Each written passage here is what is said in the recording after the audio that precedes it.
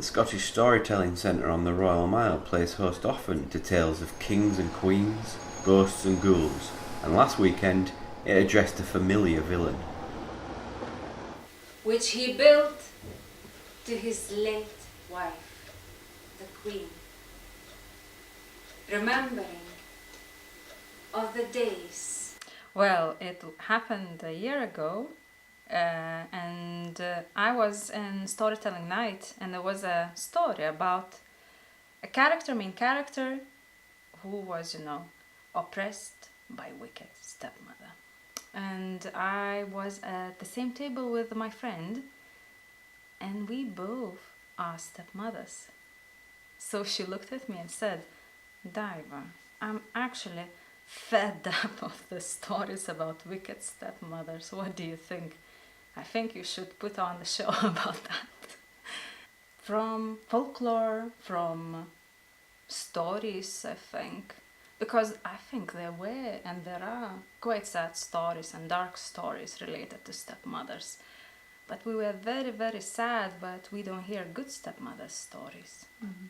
And what we found out as well is like old tales, like really old ones, like a Celtic one, which I'm going to tell, actually have good stepmothers in it. And later on, this tale was adapted and made different for the society of the 1800s. And then suddenly it was an evil stepmother because it has an evil blood mother in it. And they thought, they couldn't stomach that anymore.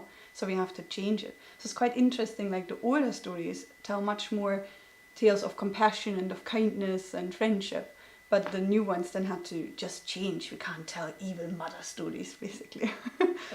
Somehow the society became less liberal, and they wanted to have this saint mother's image, like have an evil person in there without making the family anxious about it or something like that. So the best villain could be not the mother, but of course someone else, and that's stepmother, perfect one.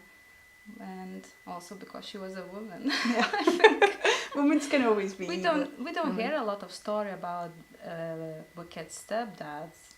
No, they always go hunting. You will hear a lot of that. Dads are always going hunting and have a care in the world. Yeah, all those fathers are usually away. The storytellers wish to shake up the perceptions of women and the role of stepmothers in popular culture. The storytelling performance will showcase a selected mix of traditional stories and songs from North America to Japan, interspersed with personal anecdotes which look at binarism through the eyes of a modern woman. Here she was at the castle. Well, we talk a little bit about how it changed in society. There's another story which we're not going to tell, we're just touching it, and that's a North American story.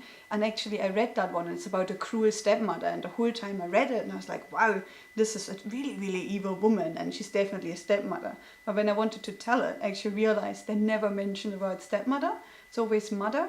And when I started to research actually the Native Americans, they don't have the word stepmother in their vocabulary. It's always the second mother, and I found that quite interesting how the brain switched to it. So we hope that this whole story, all the stories we tell, will like raise awareness, and that the brain triggers and actually, I made that up myself. It never said stepmother.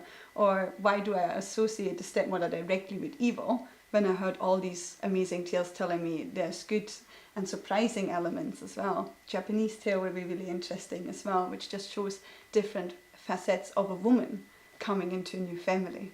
So we just hope to just shake up the whole thing a little bit.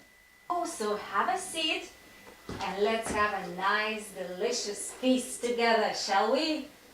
And they sat, and they had some drinks, some food, and after it was finished, the stage is maybe just like a set in which we can run free. We have like some fun hats which we will put on today just to show where the tales are coming from, and hopefully that gives a bit of dynamic and fun to the whole thing. But it's mostly the voice and the body, I guess. Yes, the voice, body. The stage is just the space where story comes alive, and you will see that audience will be in the light for us to see their eyes, their faces. Ian McNally for That's TV Edinburgh at the Scottish Storytelling Centre. Sigurd was ready to crawl out from his hiding place when suddenly the ground shook